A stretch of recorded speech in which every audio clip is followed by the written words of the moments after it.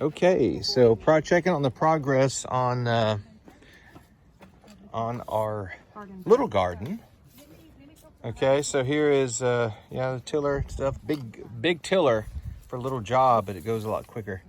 And here's the nice surprise is that our spinach. We weeded around it, and spinach has come back. So a little bit of work to weed and get to the spinach, but no sense in letting it go to waste. So we'll see how this does. It's good.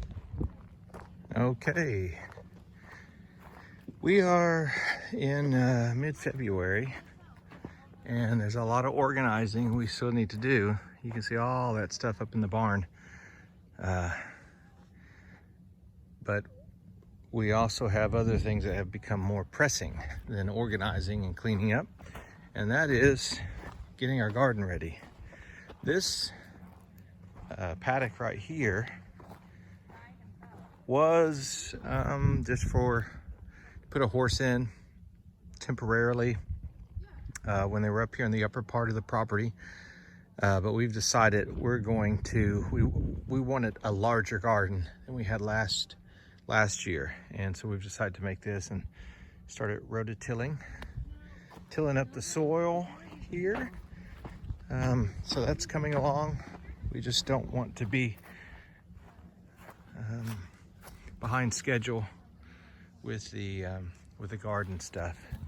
So now this is the garden that we had last year. We're still going to use it, our little garden here, and because it's nice.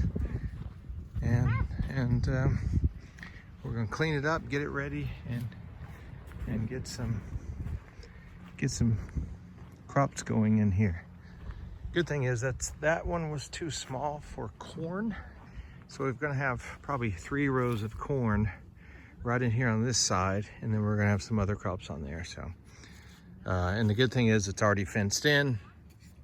I'm a little worried about squirrels getting in here, but you know, it's just part of it.